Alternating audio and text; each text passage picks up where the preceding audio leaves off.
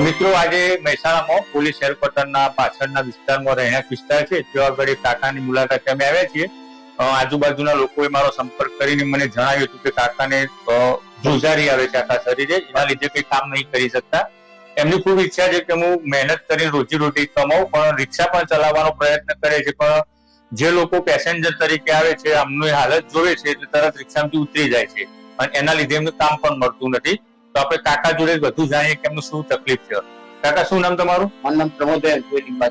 પ્રમોદભાઈ, આ તમારી બીમારી વિશે જણાવશો? મારે 2013 એટલે શું આ બીમારીનું કારણ? ત્યારે કંપારી આપતા કોઈ કંપા થોડા સમય માટે તો કન્ટિન્યુ ચાલુ દવા લો તો 2-3 કલાક આરામ તો કામ કરવા મુશ્કેલી પડતી છે.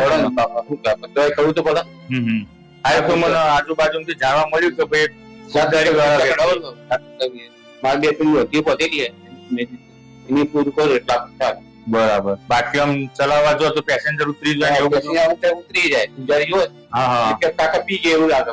બાબા હા એ તો તમે શરીર ધ્રુજતું હોય ને એટલે એવું લાગે કે અમને કોઈ વ્યસન કર્યું છે.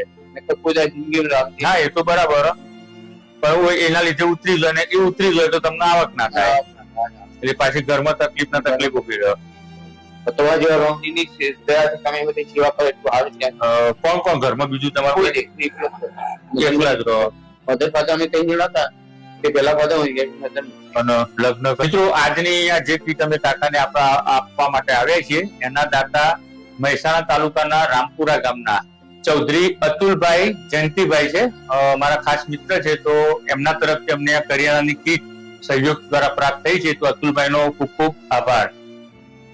અતુલભાઈ વિશે કઈ કહેશો? એમને આપણને કરિયાણાની કીટ આપી. રામજીની દયા એમની થઈ ગઈ અને મને કીટ આપી એટલે એમનો ખૂબ ખૂબ આભાર. કારણ કે અમે તો માત્ર પહોંચાડવા વાળા છીએ, ખરા હકદાર તો દાતાઓ છે.